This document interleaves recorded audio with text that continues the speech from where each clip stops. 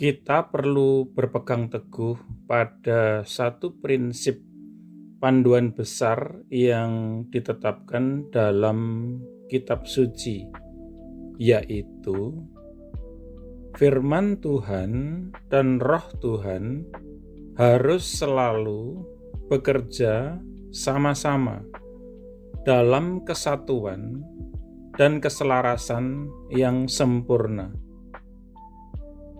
Kita tidak pernah boleh menceraikan firman dari roh atau roh dari firman.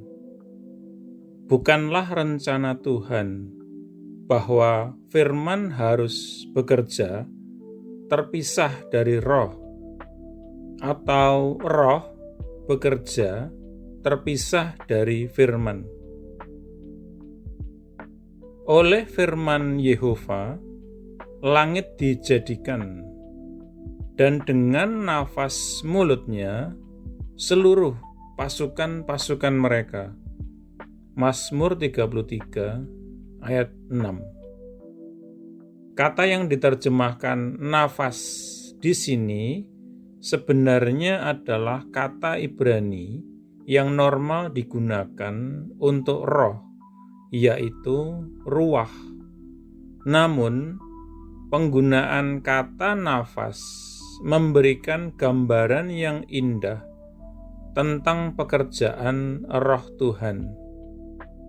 Sebagaimana firman Tuhan keluar dari mulutnya, demikian pula rohnya, yaitu nafasnya, ikut bersamanya.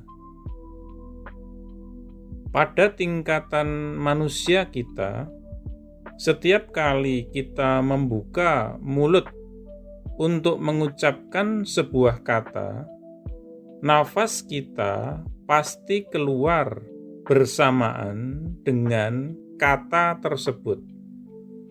Demikian pula dengan Tuhan. Ketika firman Tuhan keluar, nafasnya, yaitu rohnya, ikut bersamanya. Dengan cara ini, firman Tuhan dan roh Tuhan selalu bersama-sama, bersatu secara sempurna dalam satu karya ilahi. Kita melihat fakta ini dinyatakan sebagaimana diingatkan oleh pemazmur dalam kisah penciptaan. Dalam Kejadian, kita membaca, roh Elohim melayang-layang di atas permukaan air. Kejadian 1 ayat 2. Dalam ayat berikutnya, Kejadian 1 ayat 3, kita membaca, dan Elohim berfirman, terang akan ada. Itu adalah firman Tuhan keluar. Tuhan mengucapkan kata terang, dan ketika firman dan roh Tuhan bersatu, penciptaan terjadi. Terang menjadi ada, dan tujuan Tuhan digenapi. Apa yang berlaku dalam tindakan besar penciptaan itu juga berlaku dalam kehidupan masing-masing individu. Firman Tuhan dan roh Tuhan yang bersatu dalam hidup kita mengandung seluruh otoritas kreatif dan kuasa Tuhan sendiri.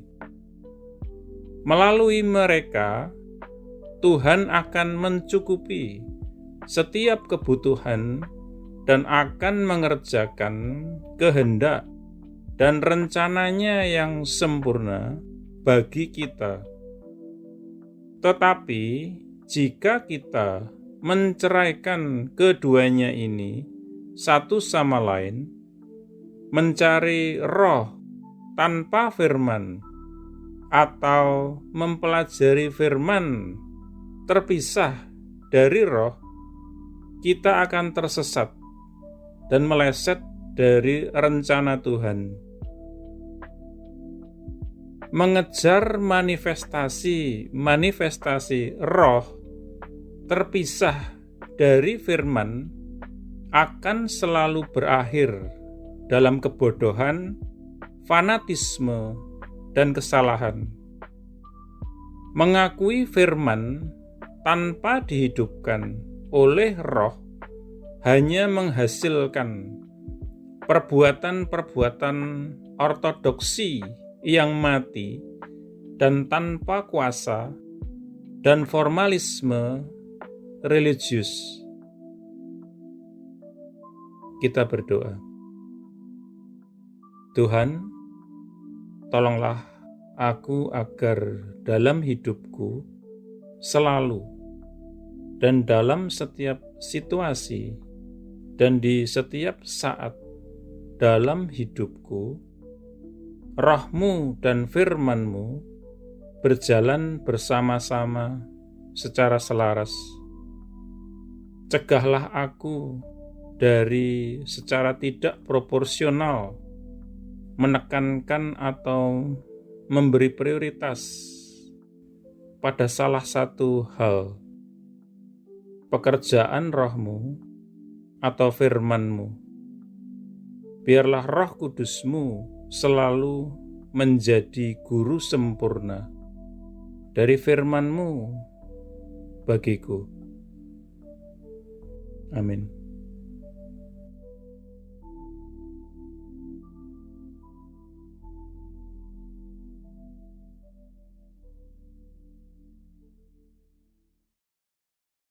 Jika Anda belum menjadi murid Yesus atau belum menerima Yesus sebagai Tuhan dan Juru Selamat pribadi Anda, ikuti doa berikut ini. Tuhan Yesus Kristus, aku percaya bahwa Engkau adalah Anak Allah dan jalan satu-satunya menuju kepada Bapa, dan bahwa Engkau telah mati di kayu salib untuk dosa-dosa yang aku perbuat, dikuburkan, namun kemudian Engkau bangkit kembali dari antara orang mati, supaya aku dapat diampuni dan menerima hidup yang kekal. Aku menanggalkan segala kebanggaan dan pembenaran diri sendiri agamawi, dan segala macam gengsi yang tidak berasal daripadamu. Aku tidak punya klaim apapun atas belas kasihan-Mu, kecuali bahwa Engkau telah mati menggantikan aku. Sekarang aku tidak akan memberontak dan berdosa lagi kepadamu, ya Tuhan. Dan aku menyerahkan diriku kepadamu, karena sesungguhnya Engkau adalah Tuhanku.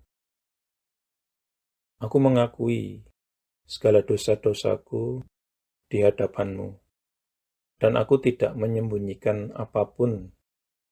Secara khusus aku mengakui, sebutkan dosa-dosa yang pernah Anda perbuat, yang Roh Kudus ingatkan. Aku bertobat dari segala dosa-dosaku, ya Tuhan. Aku berbalik dari mereka, dan aku kembali kepadamu, ya Tuhan, untuk belas kasihan dan pengampunan-Mu. Aku memohon pengampunan-Mu, terutama atas dosa-dosa yang menyebabkan diriku terkena kutuk. Lepaskanlah diriku juga dari akibat dosa-dosa bapa leluhurku di masa lalu. Oleh keputusan kehendakku, aku dengan sadar mengampuni setiap orang yang pernah melukai atau bersalah atau merugikan aku, sama seperti aku ingin Tuhan mengampuni diriku. Aku menanggalkan seluruh kepahitan, seluruh kemarahan dan dendam, dan segala kebencian. Secara khusus, aku mengampuni Sebutkan nama-nama orang yang Anda maksudkan. Aku membatalkan dan memutuskan segala hubungan yang pernah aku miliki dengan hal-hal okultisme dan segala macam agama palsu dan segala sesuatu yang berasal dari iblis.